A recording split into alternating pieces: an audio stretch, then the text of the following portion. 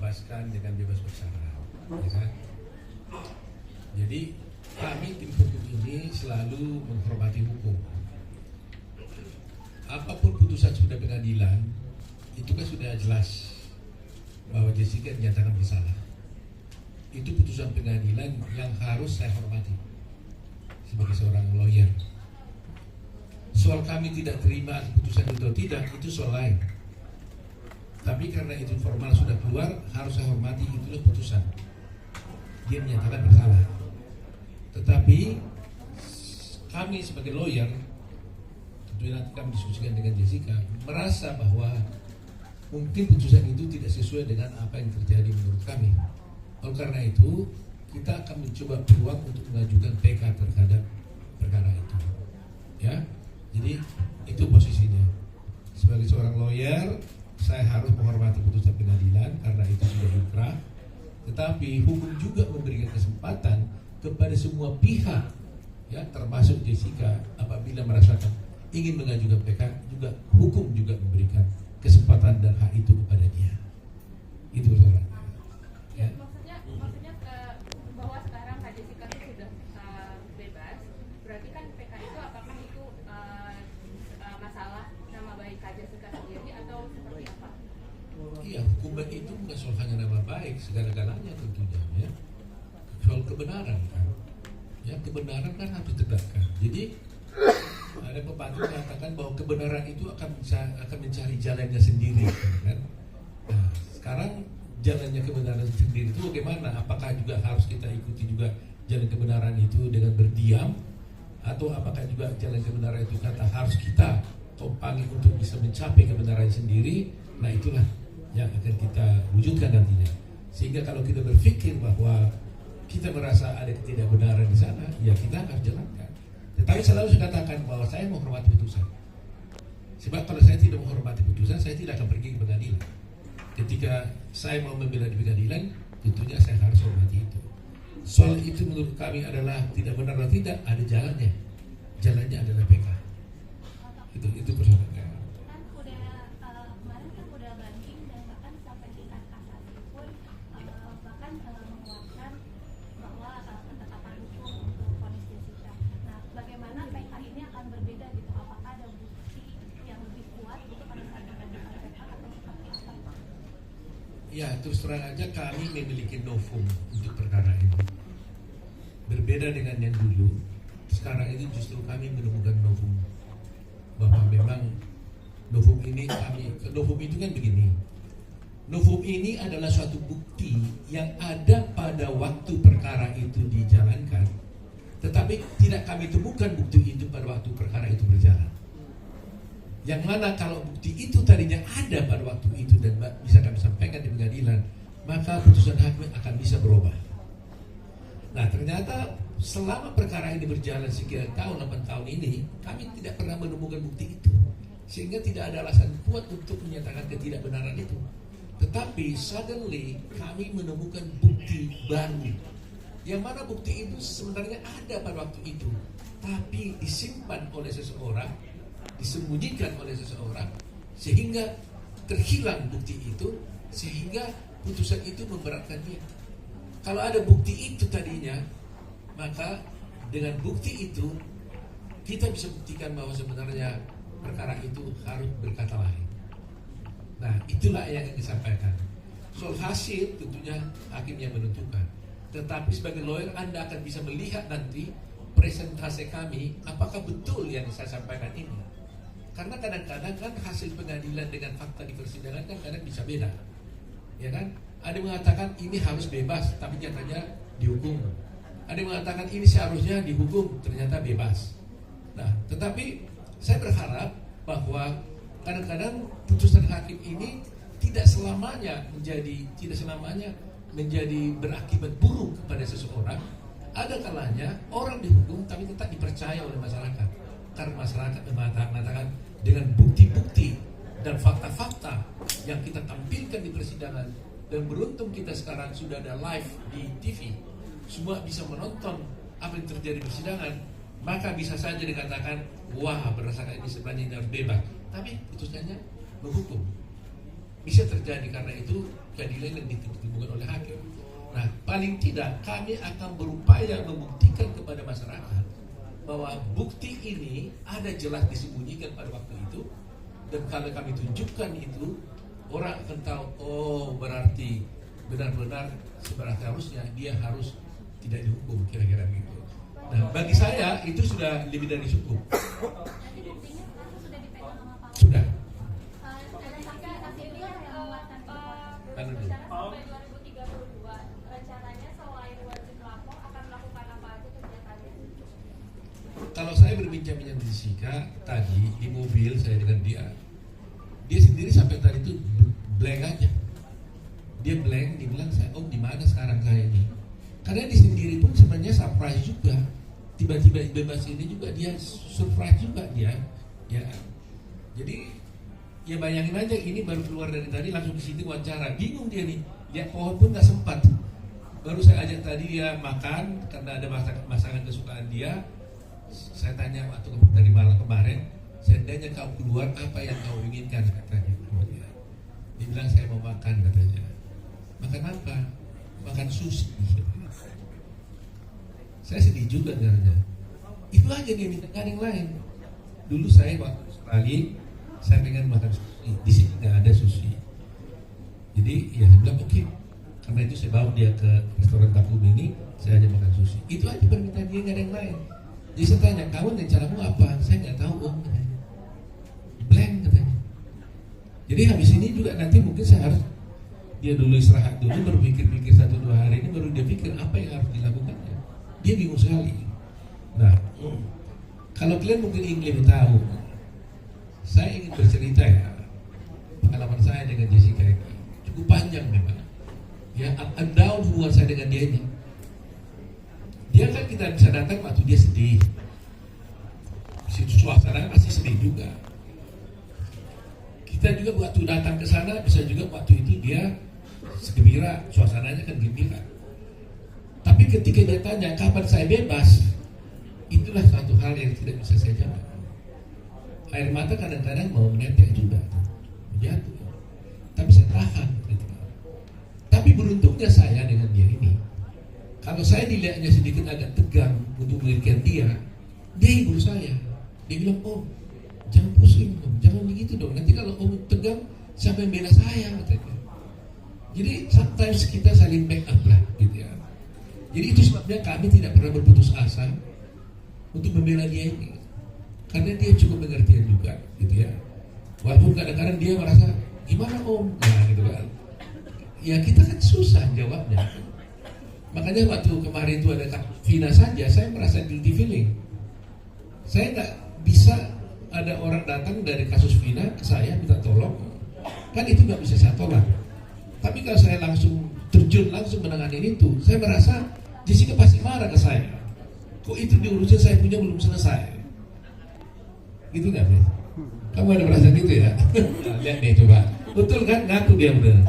Saya merasa itu sebabnya teman-teman wartawan seringkali kan minta saya wawancara kan, mungkin 2 minggu ini masa kesal ke saya kan. 3 minggu ini banyak wartawan kontak saya minta wawancara tentang kasus Vina. Semuanya boleh katakan hampir tidak saya ikuti.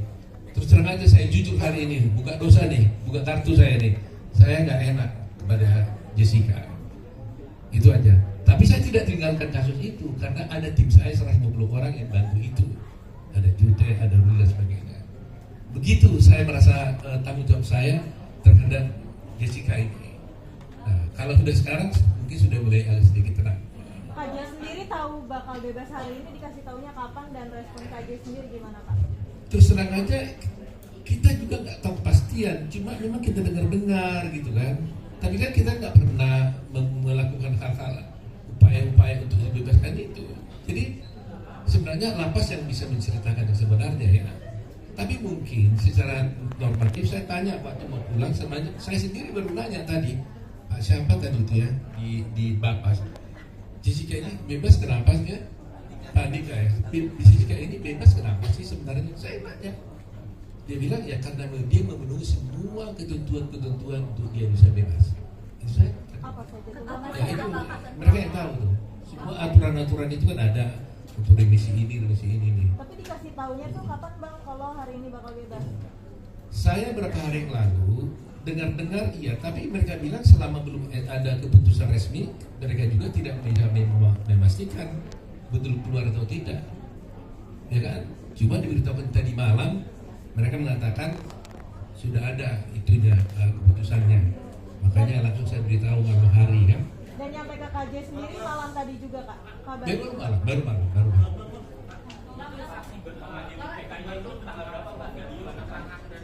Yang mana sekarang yang saya bicara tuh? Hah? Barunya seperti apa? Ini ya. Barunya mungkin bisa disampaikan. Lalu kemudian yang kedua tadi kan katanya ada seseorang yang menyembunyikan bukti. Ini tuh dari pihak mana? Apakah karena kemudian ada bukti yang disebutkan orang tersebut? Kalau soal perkara PK nantilah kita diskusi khusus luar itu ya. Jadi kita pisah dulu ya. Satu kita bicara hari ini tentang bebasnya Jessica. Nanti saya akan undang lagi sekali lagi ketika kami mengajukan PK. Nanti semuanya saya paparkan di sana. Jadi supaya jangan terbagi-bagi ya. Hari ini fokus dulu tentang Jessica dulu deh. Terkait dengan revisi Jessica kan banyak yang mempertanyakan terlalu cepat sepertinya dari vonis dia 20 tahun dan hanya 8 tahun. Padahal dulu kalau dapat revisi kan berarti ada syarat-syarat tertentu termasuk berperilaku baik di selama persidangan, selama di masa tahanan. Ini apakah membuktikan sebaliknya dari hasil profiling kita ingat secara psikologi Jessica dipersepsikan buruk ketika itu di masa sidang maupun masa penyelidikan. Seperti saya katakan tadi, saya tidak bohong, boleh tanya itu Panji. Saya tanya tadi, itu sebenarnya Jessica ini keluar kenapa? Dia bilang semua aturan-aturan yang ada di dalam persyaratan itu semua dia penuhi. Terus terang saya nggak ngerti mana detailnya. Secara umum sebagai lawyer kan saya tahu pasti harus berkelakuan baik, ya kan? Nah sehingga kalau tadi Kristi ditanya, ya benar juga ya. Selama ini kan diperlihatkan di dalam persidangan seakan-akan Jessica ini kan berperlakuan buruk macam-macam. Tapi kenyataannya dalam 8 tahun setengah dia di penjara, nyata-nyata dia berkelakuan baik sampai-sampai mendapatkan kebebasan bersyarat lebih awal, kan gitu kan? Nah apa itu boleh nanti ditanyakan kepada LP karena saya tidak punya kompetensi untuk menjawabnya. Saya hanya bertanya tadi kenapa dikeluarkan. Jadi mestinya kan saya yang mengajukan surat supaya dia dikeluarkan kan? Kan wajar dong lawyernya mengeluarkan. Kami enggak, saya nggak pernah mengajukan surat. Boleh cek, nggak pernah mengajukan surat, nggak pernah apa, saya nggak tahu terakhir ya. Terakhir kamu juga, nggak juga, nggak ada di antara kita mengajukan surat. Tiba-tiba ada pemberitahuan dia mendapatkan itu. Wah kaget juga. Tadi mau udah dilapas. Saya tanya kenapa? Karena saya sendiri juga sok juga ya bercampur senang gitu ya. Hanya dibilang dia memenuhi segala peraturan-peraturan yang disyaratkan untuk itu. Puji Tuhan. Jadi murni karena akumulasi revisi yang begitu banyak ya? Ya. Jadi mungkin dia berkelakuan baik di rutan ya. Di lapas ya. Karena sebagaimana kita tahu memang ya kemarin-kemarin saya nggak berani ngomong, tapi memang sungguh selama di lapas dia juga banyak bermanfaat Pak. Dia juga mengajari orang berbahasa Inggris, dia mengajar orang yoga gitu ya, mengajar yoga, dia ikut juga dalam kerajinan. Tadi mana ada satu, ini satu bukti lah saya tunjukkan ya. Masih ingat ya, yes ya. Ini adalah waktu cucu saya lahir 8 tahun yang lalu, dia di lapas. Dia dengar waktu saya lahir, dia bikin ini hasil kerajinan tangan dia sendiri di lapas ini. Dia serahkan. Nah ini putri saya ini yang tadi ya dengar dia keluar datang ke sini tadi dia bawa ini. Loh, apa itu saya bilang yang dulu dikasih Jessica, saya mau ketemu dia bilang terima kasih gitu. Ini. Nah begitulah dia perilaku dia di lapas sampai bikin begini. Dan banyak yang bisa diajarinya di sana bentuk seperti ini. Ya. Ini katanya apa nih Jess? Jelasin apa ini? Dia pada saat itu teman-teman saya yang di lapas bikin kerajinan tangan seperti ini, jadi saya berniat untuk belajar. Kebetulan waktu cucunya baru lahir, jadi saya berniat untuk memberikan sesuatu karena keterbatasan yang saya punya, jadi ya saya bikinlah Jadi hasil tangan karyamu ini. Can I ask one more question of you, Jessica? Can you tell us, you've always maintained your innocence from the beginning. Can you tell us, number one, what was the hardest thing about serving 8.5 years as an innocent woman? And number two, what would you say to the family of Myrna Salihu now that you are out of jail? I'd like to hear from you. Please. The hardest thing about being in hardest thing.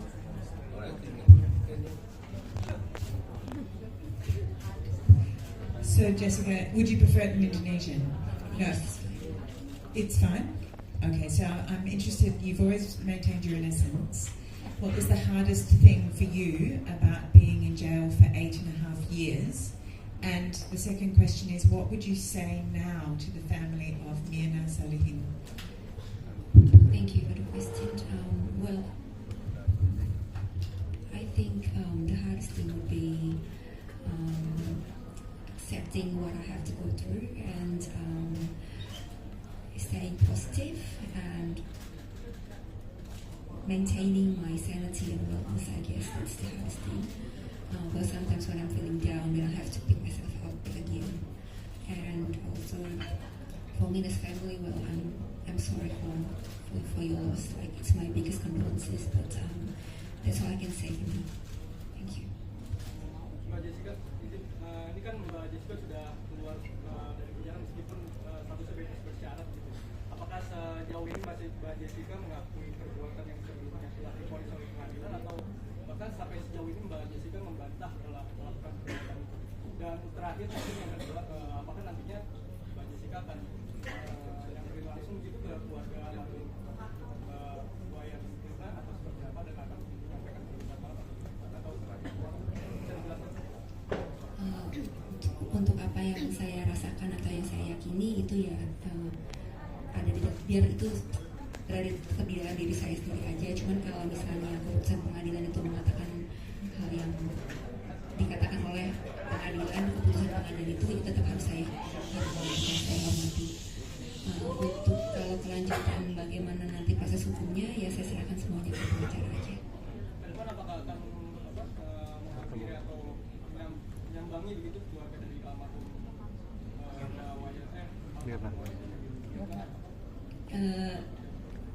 saya untuk nanti malam aja saya belum tahu saya mau ngapain. Jadi saya belum tahu ke depannya saya harus ngapain dan harus apakah saya akan lakukan itu atau tidak. Saya belum gimana ya, belum terpikir karena saya masih baru keluar gitu, masih melihat jalanan, mau melihat yang di luar di sana itu ada apa dulu gitu. Biar saya healing dulu sejenak, baru saya berpikir apa langkah berikutnya. Tapi kapok tangan kopi nggak sih? Pak Jessica kan tadi katanya berusaha untuk stay positif. Caranya apa tuh pas selama di dalam penjara buat menjaga sanity? Kalau itu perjalanan yang panjang ya, dan itu bukan sesuatu yang dibangun dalam satu malam aja. Mungkin karena saya harus belajar untuk menerima apa yang terjadi di hidup saya lama-lama itu, walaupun saya awalnya punya perasaan yang sedih atau segala macam yang negatif, tapi saya berpikir kalau saya tetap berlarut-larut merasakan perasaan seperti itu, toh juga saya harus menjalani apa yang saya harus jalani. Jadi lebih baik saya memilih yang lebih positif aja. Saya berpikir seperti itu. Dan hari ini kan jadi hari yang paling dinanti buat Kak Jessica yang selama di penjara. Harapannya, doanya buat hari ini gimana, Kak? Harapan doa saya untuk hari ini, hari yang sangat bahagia ini, saya bersyukur karena saya berkelakuan baik di lapas, jadi saya bisa mendapatkan hak konstitusi saya untuk mendapatkan pembebasan bersyarat. Doa dan harapannya ya semoga semuanya tertib dan baik-baik saja, dan saya bersyukur sekali dan berterima kasih atas supportnya yang sudah datang ke sini meluangkan waktu untuk menemui saya. Terima kasih. Kak Jessica berkelakuan baik karena inisiatif diri sendiri atau gimana? Emang kakak tuh orangnya suka bergaul atau gimana sih, Kak? Kan kakak ngajarin yoga, berkerajinan tangan gitu.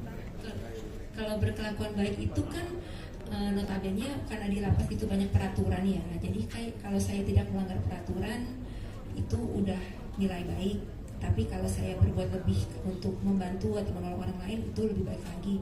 Tapi mungkin karena saya itu secara natural terjadi aja sih menurut saya. Kalau misalnya nggak boleh berbuat seperti ini ya saya tidak berbuat gitu.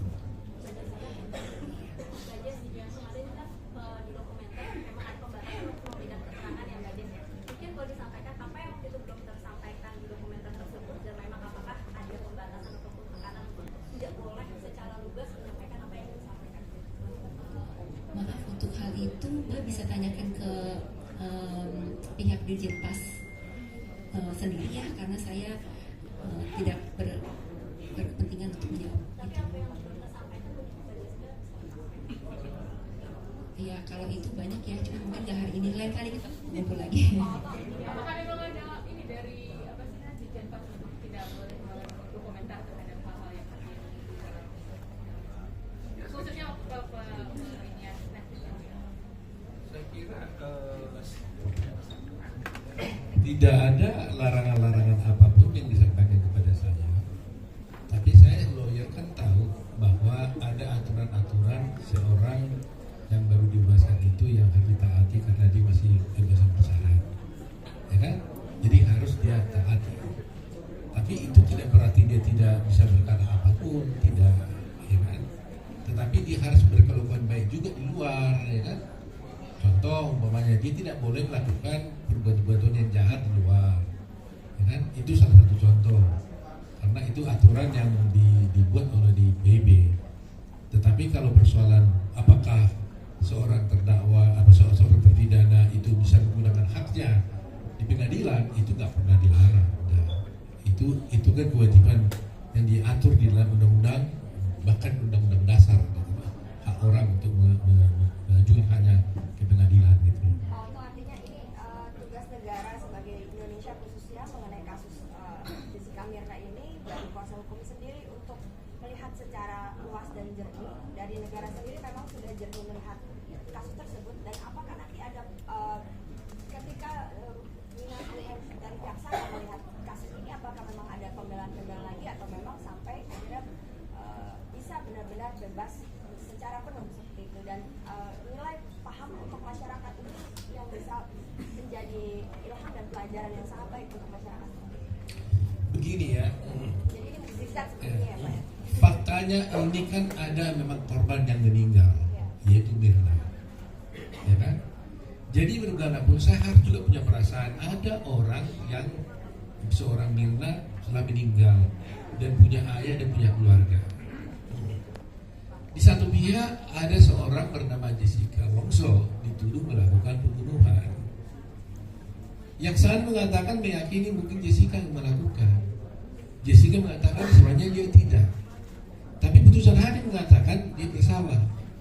Tapi masih ada hak juga untuk mengajukan PK untuk tidak mengatakan itu.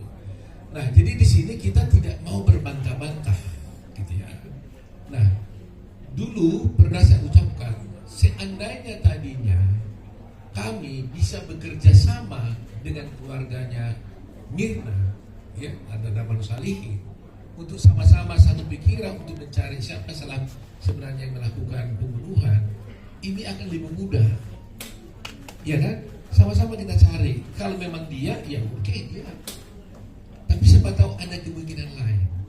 Nah, jadi persoalannya sekarang dilaksanakan menutup suatu kemungkinan, tidak ada kemungkinan lain kecuali dia. Ini yang jadi kita mengalami kesulitan. Kalaulah sedikit mereka buka pintu, siapa tahu memang ada kemungkinan yang lain itu. Inilah sebenarnya yang harus kita cari bersama-sama. Tadinya itu kita harapkan kerjasama yang baik gitu loh. Jadi saya juga sebagai lawyer tidak defend mati-matikan sampai rupanya pokoknya tidak. Kita buka bersama-sama fakta-faktanya sebenarnya itu. Nah, kalau Anda tanya bagaimana pembelajaran pada hukum dan sebagainya, saya terus terang aja hanya ingin melihat begini. Banyak kasus ini kan sudah menjadi booming ya. Bahkan kasus Jessica Wongso sudah saya tahu itu sudah menjadi pelajaran umum wajib di beberapa universitas. Ya, semua mereka mempelajari ini. Bahkan saya sendiri dengan mahasiswa saya katakan, kalau Anda ingin belajar hukum acara pidana menjadi seorang lawyer, Anda tonton filmnya Jessica Wongso, mulai dari awal sampai akhir, saya jamin dia sudah langsung bisa beracara di pengadilan dengan sempurna. Karena apa? Karena itu langsung contoh konkret dari semua hukum acara yang ada di Indonesia ini, mulai dari awal, ya, dengan bagaimana soal-soal kesaksian ada di sana. Cukup dia menonton itu, dia lolos di situ. Nah, tetapi saya juga masih melihat ada beberapa hal yang seharusnya harus diluruskan, karena ada beberapa di persidangan itu yang saya lihat itu tidak dilaksanakan dan bahkan diabaikan. Yang sampai sekarang terus terang saja banyak nanti kita soal IPK kita bisa bicara ya. Tapi hanya saya menjelaskan aja. Saya sampai sekarang, bagi saya mungkin Jessica beda. Bagi saya seorang lawyer sebagai seorang dosen, ya, seorang lawyer sebagai seorang dosen, sebagai seorang ketua umum pradi, seorang yang mendalami hukum. Saya terus terang aja tidak puas dengan putusan itu. Karena apa? Karena bagi saya tidak ada kemungkinan dan tidak mungkin seorang hakim bisa menyatakan seseorang itu mati karena racun. Katakanlah ada seorang di sana tiba-tiba jatuh, meninggal, kemudian hakim dikatakan, oh itu meninggalnya karena cyanida, tanpa diotopsi. Itu tidak mungkin dalam teori hukum manapun. Dan itulah yang saya ajarkan ke mahasiswa saya. Bayangkan aja ada tahapan orang mati tiba-tiba yang bukan karena sakit. Ditanya matinya karena apa? Ya kan? Karena racun. Terus kalau racunnya apa? Masih banyak tahapannya. Tidak mungkin itu bisa terjadi disimpulkan seorang hakim di republik ini maupun di dunia ini tanpa otopsi. Dalam kasus ini Mirna dinyatakan mati karena minum racun dan jenisnya adalah cyanida, padahal dia tidak diotopsi. Apa Anda pernah lihat di republik kita ini ada orang mati yang masuk kasus pembunuhan yang tidak masuk perkara dengan dia yang tidak diotopsi? Kasus Sambo semua diotopsi, Vina kan diotopsi. Tahunnya sama dengan kasus Vina 2016, bersamaan dengan kasusnya Jessica. Cuma kasus dia tenggelam karena Jessica punya itu langsung di live pada waktu itu. Tapi itu juga diotopsi loh tahun 2016. Kenapa Mirna tidak diotopsi?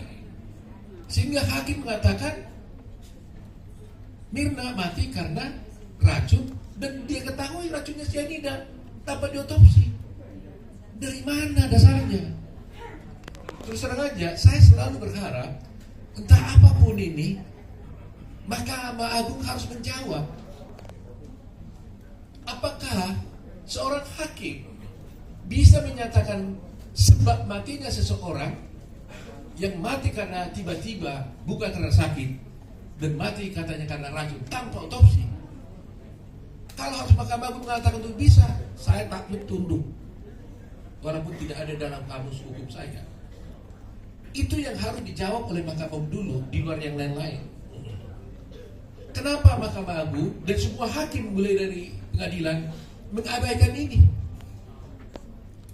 Argumentasi hukum saya mengenai otopsi ini nggak pernah dijawab, tidak pernah dipertimbangkan. Jadi coba bayangkan, bisa nggak Anda terima ada orang mati tiba-tiba jatuh bukan karena sakit, lantas hakim bilang oh itu matinya karena cyanida tanpa diotopsi? Itulah yang terjadi dalam kasus ini. Jadi ada ketidakpuasan saya secara akademik sebagai seorang lawyer tentang putusan ini. Sementara semua ahli yang diajukan, baik di Indonesia, baik yang dari luar negeri, Australia dan sebagainya, termasuk Singapura, saya tanya semua itu, mereka mengatakan impossible. Seorang mati karena racun itu hanya bisa diketahui kalau diotopsi. Dan kalau itu tidak diotopsi, maka tidak ada kasus, no case.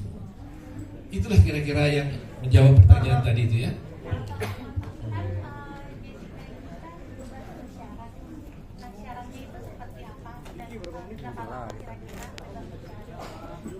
Apakah masih bisa jalan-jalan atau kuliah ke luar negeri atau ke daerah lain selain di Jakarta? Saya nggak tahu persis soal itu tadi, karena saya juga tadi nggak jelaskan. Mungkin Anda bisa tanya kepada lapas saja kali, apa syarat-syaratnya ya. Terus terang aja saya nggak detail tahunya tadi.